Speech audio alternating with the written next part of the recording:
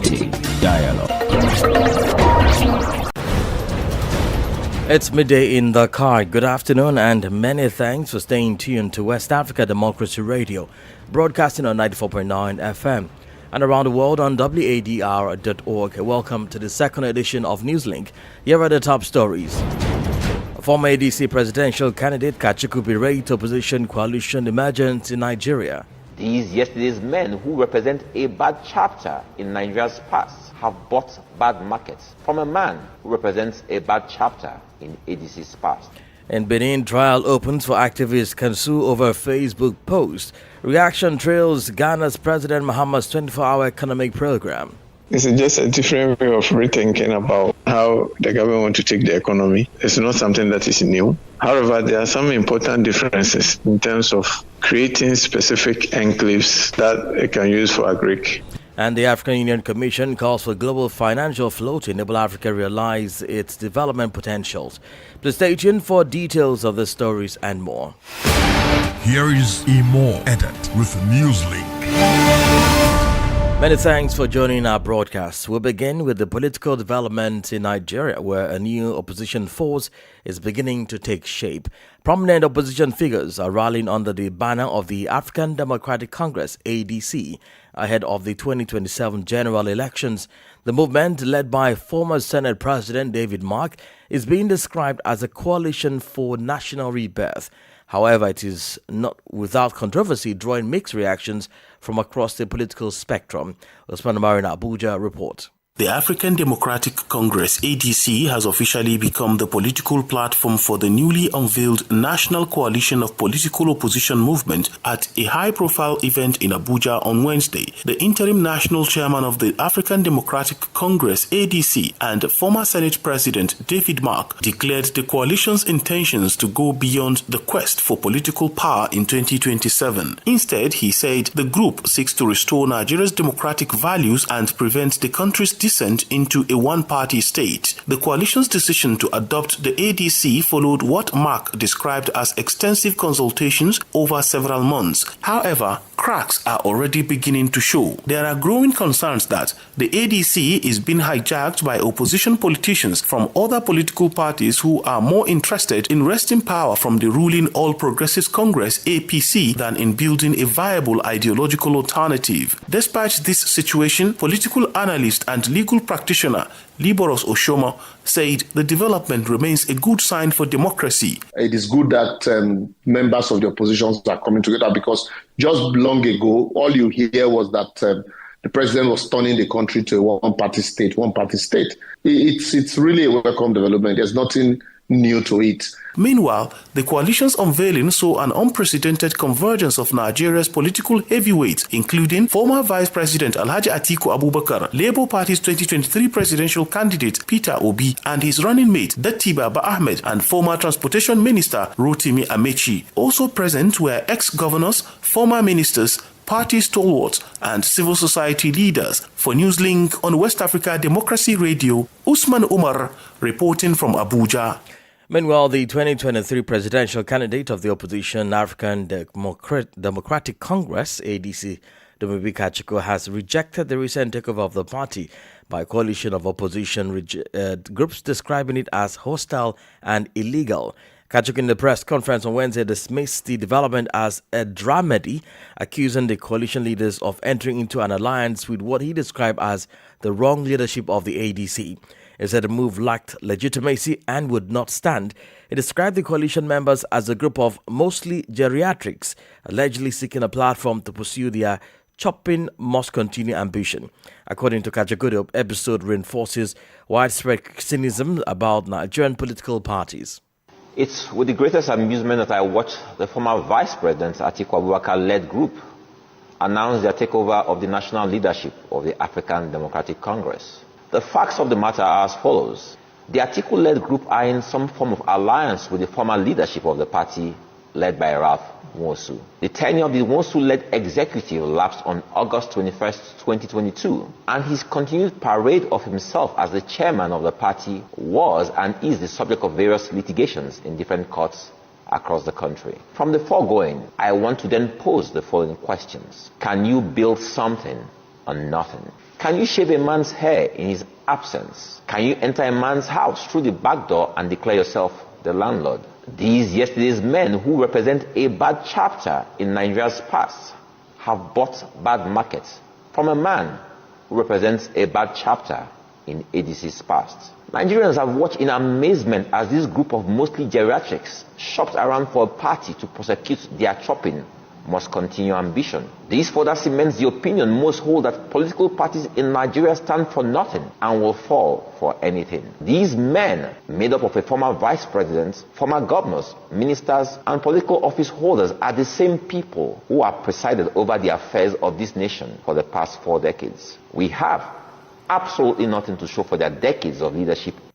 Dumebi Kachiko was the 2023 presidential candidate of the opposition African Democratic Congress, ADC.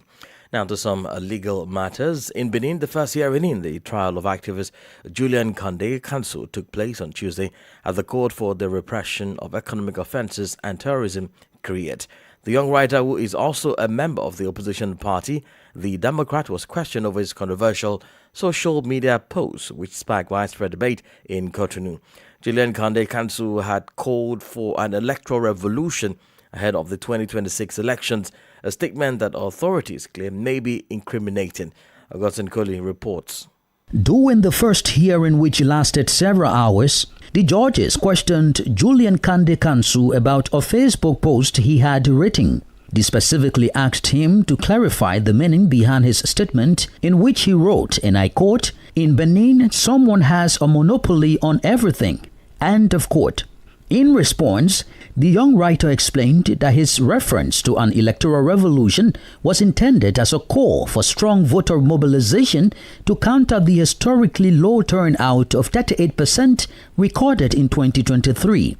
As for the individual he was referring to in his post, Kansu maintained that he had not named anyone. He added that if anyone feels targeted by his post and reveals themselves, he would apologize. Meanwhile, the court has adjourned the case until October 14, 2025 for continuation of the preliminary proceedings.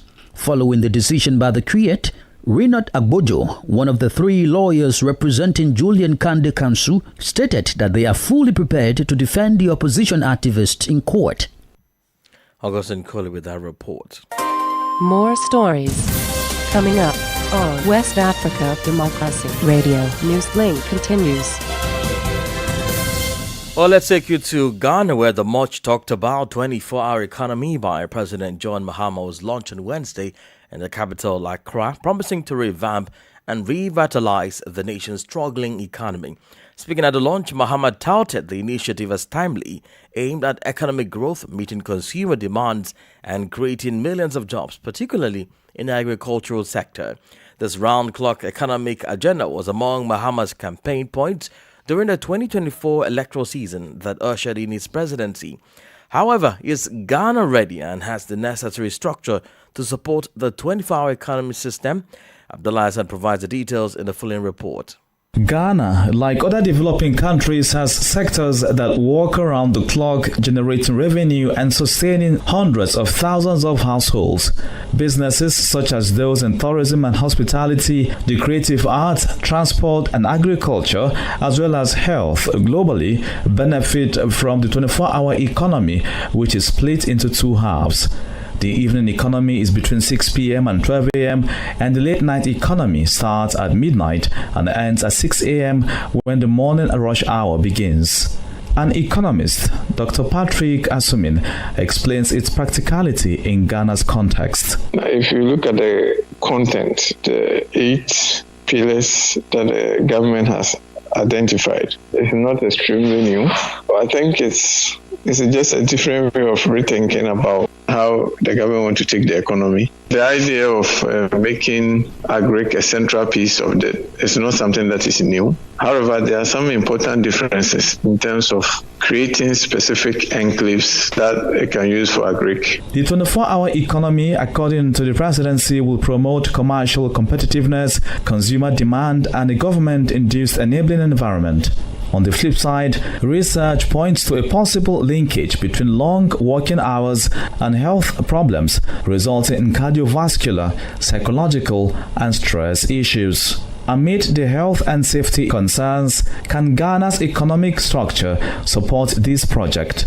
Dr. Patrick Asumin says, I know the energy is extremely important, but things like the road infrastructure, the water, the broader infrastructure probably doesn't need as much electricity as the manufacturing process. But at the same time, you need to let the agri process start and generate enough local raw materials before you think about that. Because at the moment, we are not able to generate sufficient power. So anything that's power intensive, we are not ready to start. Financial experts suggest establishing an independent commission under the Ministry of Employment and Labour to work with industries, attract public and private investment for the effectiveness of the 24-hour economy. Abdullah Hassan filed the report. Meanwhile, Ghana and India have signed a series of memoranda of understanding MOUs covering key areas such as health, trade and culture. The agreement was signed as part of ongoing bilateral talks during the official visit of Indian Prime Minister Narendra Modi. Speaking at a joint press conference on Wednesday, President Mahama announced the additional agreements are being finalized, including partnerships on vaccine manufacturing, the supply of agricultural machinery and equipment, as well as defense cooperation.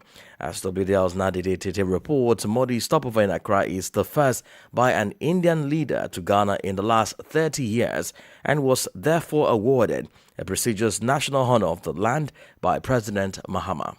The recently signed Memoranda of Understanding MOUs between Ghana and India are designed to establish new frameworks for cooperation across key sectors including healthcare, culture, standards and institutional partnerships. Speaking at a joint press conference at the Jubilee House on Wednesday, July 2, President John Dramani Mahama announced that multiple MOUs had been concluded, including one establishing a permanent joint commission between the two countries, a mechanism aimed at deepening diplomatic engagement and fostering long-term collaboration. The Memorandum of Understanding between the Institute of Traditional and Alternative Medicine and the University of Health and Allied Sciences in Ho, Ghana, and the Institute of Teaching and Research in Ayurveda, Ministry of Ayush, Government of India. We've also signed an MOU on cultural exchange between our two countries. The President further revealed that additional agreements are currently being finalized. Following consultations between our Honorable Minister of Foreign Affairs and the Indian High Commissioner,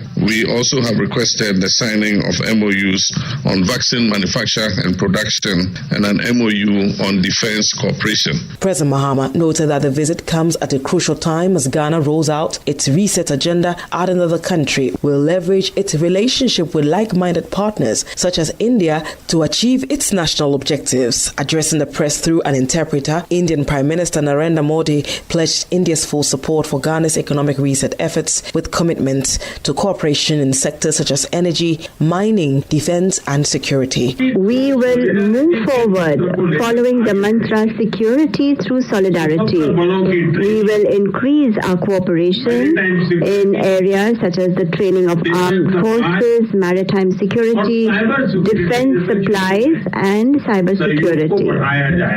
Discussions between the two leaders also covered regional security and global affairs, with both expressing concern over ongoing conflicts in West Asia and Europe. For WDR, Nadidi Teti, Accra. In Liberia, President Joseph Boakai has mandated the hosting of a national healing, reconciliation and unity program aimed at honoring the memory of citizens who lost their lives during the country's civil war, the Ebola outbreak and the COVID-19 pandemic. Scheduled for July 5, the event will bring together members of all three branches of government, international organizations, including representatives of the diplomatic community, faith-based and traditional leaders, as well as civil society actors, among others. The pending program follows recent historic reburial ceremonies for two of Liberia's former presidents, Samuel Kayando and William Richard Tolbert, who died during periods of national turmoil. WDL's Monrovia correspondent Abraham Parker reports. This upcoming ceremony marks a significant step in President Boakai's broader efforts to foster national healing from the painful chapters of Liberia's past. Earlier this week, President Bouaka led a solemn memorial and reburial service honoring the legacy of former President Wadr Richard Tobot Jr. At the event, he reflected on Tobot's visionary leadership, noting his role as a founding father and former chairman of the Organization of African Unity, now the African Union. This memorial, decades after his tragic death, is not simply a ceremonial gesture. It is a moment to restore dignity, to acknowledge historical wrongs, and to reaffirm our collective commitment to truth, justice, and reconciliation. Meanwhile, in announcing the upcoming ceremony, Dr. Jasso Jala, chairperson of the National Reburial and Reconciliation Committee, emphasized that the event will commemorate not only Liberia's former leaders, but also the thousands of citizens who lost their lives during the civil conflict, the Ebola outbreak, and the COVID-19 pandemic. The importance of this cannot be overemphasized. To have a nation to move forward and develop, one must think of addressing the past before you can move forward. I think it was prudent for the president to put this assignment in my lap. President Bouaka has consistently reaffirmed that reconciliation is not only a moral imperative, but also a critical foundation for lasting peace and inclusive development. For Newslink on WADR, Abraham Parker, Monrovia. You're listening to Newslink on West Africa Democracy Radio 94.9 FM Dakar. Here's a reminder of our top stories. Former ADC presidential candidate Kachiko berates opposition coalition emergence in Nigeria. In Benin, trial opens for activists cancel over Facebook posts. Reaction trails Ghana's President Muhammad's 24-hour economic program. And still ahead in the news, AU Commission calls for global financial flow to enable Africa realize its development potential. We do have the press review, a guest interview, and sports news. Please stay with us. West Africa Democracy Radio. It's you speaking. Well, don't forget you can listen to us live on wadr.org. And we urge you to join our live streamings on Facebook and YouTube. In Chad, 3 journalists remain in pre-trial detention despite requests for their provisional release. They include Monji Mbadigum Olivier, editor of the country newspaper, Muhammad Salah Hussein, a reporter with state broadcaster TeleChad, and Diliam Aladum, who have been in detention since March 5, 2025. All 3 are being prosecuted for allegedly conspiring with Wagner, a Russian mercenary group present in Central Africa and the Sahel, and charge them with espionage, conspiracy, and endangering state security. These charges carry sentences ranging from 1 to 5 years in prison. On Tuesday, July 1, the N'Djamena Special Court rejected a request for the provisional release of the 3 journalists. A total of 16 journalists are implicated in this case, but only 3 of them are currently in detention.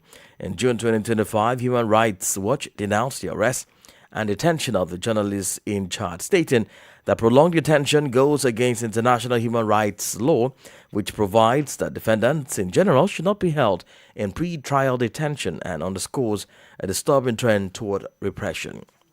Now, the African Union Commission is calling for reforms within the global financial system to allow Africa fully achieve its development potentials. The call was made by AU Commission Chairperson Mahmoud Ali Yusuf during a high-level event on the sidelines of the 4th Forum on Financing for Development held in Seville, Spain. Yusuf emphasized the need for systemic reforms and greater financial support to help the continent address its pressing development challenges. Francis Boniface reports. The AU Commission chairman called for urgent reform of global financial institutions, arguing that many were designed during the colonial era and no longer reflect current realities. Mahmoud Ali Yusuf emphasized that African countries deserve a greater voice and stronger representation in global governance.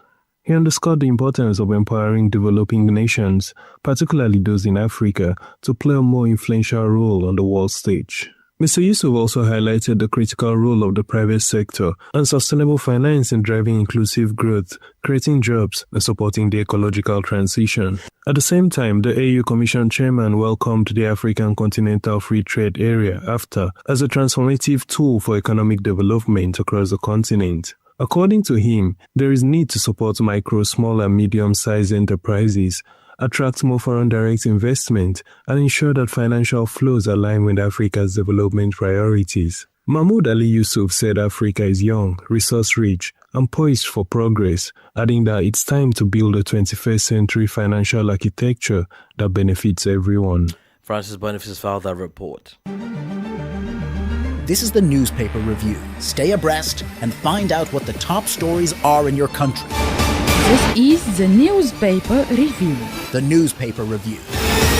We head back now to Accra in Ghana for the newspaper review with Nadide Tete. Greetings, you're welcome to the newspaper review segment. We'll start off with the Daily Graphic newspaper front page. President starts 24-hour economy engine, ambitious plan to revamp industry. Also here, President welcomes Indian Prime Minister for 3-day state visit. And the EC to rerun 19 Ablekuma North Parliamentary polling station elections. That's it for the Daily Graphic newspaper. Now to the Ghanaian Times front page. 24-hour economy takes off. Policy to create 1.7 million jobs. Volta Lake to be a major transport corridor, and 24-hour economy will stir growth. That's according to the NDC Sosai Akoto. India's Prime Minister arrives in Ghana for state visit, and 10 arrested for illegal gold trade. The Daily Guide newspaper front page. 24-hour economy will cost $4 billion. That's according to President Mahama.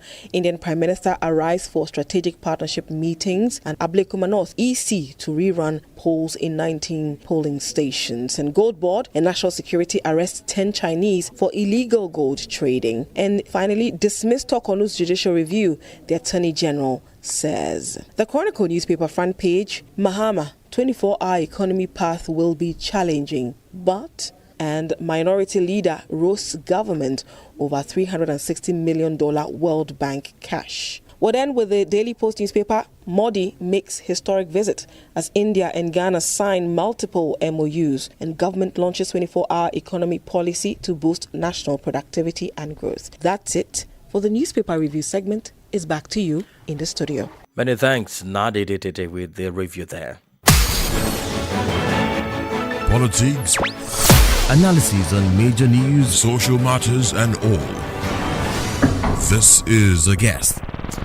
Well, we'll take you back to Nigeria, where reaction is trailing the news of the African Democratic Congress forming a coalition with other political groups. The move aimed at strengthening the party's position ahead of the next election and has sparked mixed opinions across the country. While some see it as a strategic alliance to challenge the dominant parties or the ruling party, APC, or the question whether it is truly will deliver meaningful change or simply serve established political interests. Our guest is public affairs analyst, Mr. Emmanuel Ifa. Yes, I would say it's good because we are in a multi-party democracy where the variety of opinions is the key ingredient. So this is good for us because if we do not have such a situation, the tendency is that the party in power would feel arrogant and feel that it's all-knowing, and there'll be no second opinion or alternative view or opinion.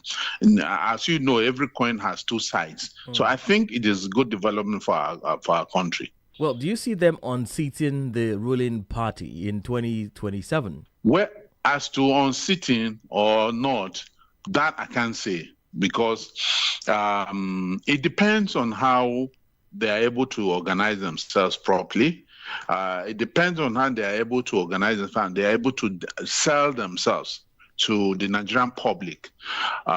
If they do not allow their personal interest, because we know quite a number of them who are at the forefront of this coalition.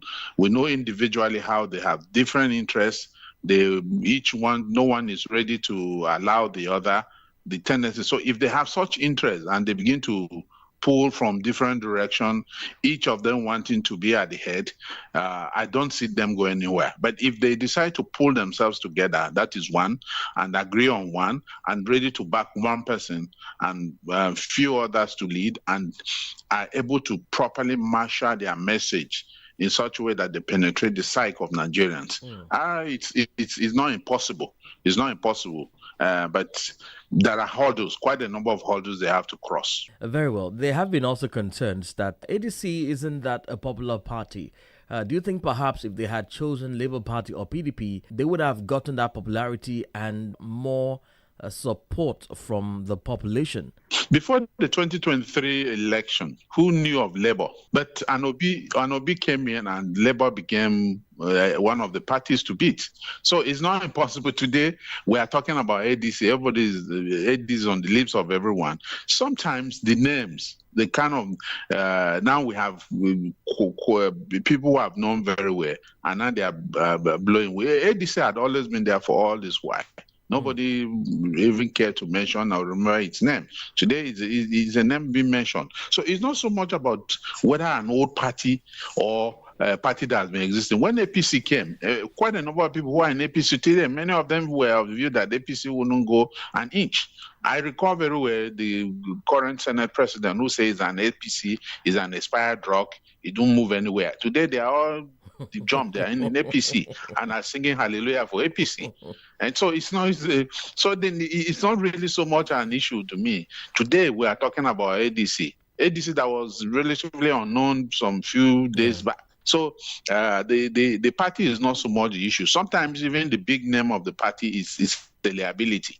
Because some have even suggested in the past that the name PDP may not even fly, will not be at home with most Nigerians. And so I don't see that as a problem. Mr. Emmanuel, thank you so much for your time. It's always a pleasure. All right, that was Mr. Emmanuel Ifai, Public Affairs Analyst. All right, Christopher Tichi is here to bring us the latest in the world of sport. Chris. Yes, Imo.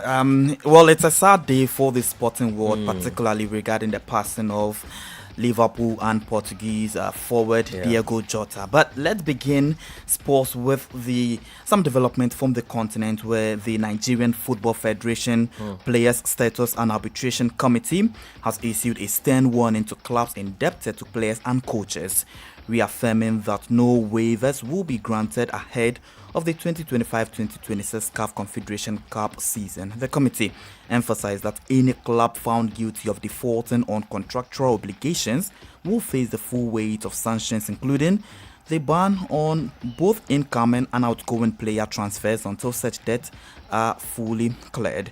And Imo, there are two teams in there, Kwara United and Abia Warriors. Okay. These are the two teams that are currently representing Nigeria in the upcoming CAF Confederations, but they stand a chance of actually facing this particular ban. And because of time, let's jump straight to some development of sad news in the sporting world. Where Liverpool and Portuguese forward Diego Jota and his brother died in a car crash in northwestern Spain on Thursday, just weeks after the star got married. A 28-year-old forward helped Liverpool win the Premier League title last season, and in a statement by the club, they said they are devastated by the tragic passing of the striker. And also, from the nation's team, the Portuguese Football Federation, they also said the passing of Diego brings to the number 2 of players in the national team that have lost their lives this year.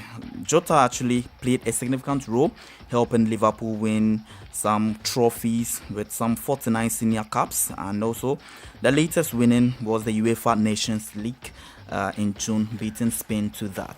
Well, it's pretty sad, Chris, pretty sad, because we woke up to the news this morning and I thought it was one of those pranks on social media until, the news started flying around. And then we have some senior players, Cristiano Ronaldo, throwing in, bringing in some tributes. I am a Liverpool fan, and I have gotten words from Sanko Janko and Chelsea boys are there. Well, Chelsea boys are with thank you very much. And thank you, Krista, for Sport News. And that's it on this edition of Newslink on West Africa Democracy Radio, 94.9 FM Dakar. Thank you for listening, and many thanks to Mustafa Sek, Sheikh Njai, and Umudaniogo for the technical support. Coming up next is our environment program, Enviroscope. I am Imo Edit. Good afternoon. And many thanks to you for listening to Newslink via Hot 104.3 FM, New Me FM 94.0, Hilltop Radio 104.7 FM, and Veritas Radio 102.9 in Banjul, the Gambia. We also appreciate our listeners in Liberia via Alternative Youth Radio 98.9 FM, Lofa County. Radio Kagama 94.5 FM Nibe County, DCN Radio 91.3 FM Riverside County, Wakat FM Radio Baga Liberia, Radio Gulf FM 91.3 Sierra Leone. For you listening via Radio Pad 95.1 Damango, Savannah region, and on Royals FM 104.7 Wenchi, Ghana, we say a big thank you.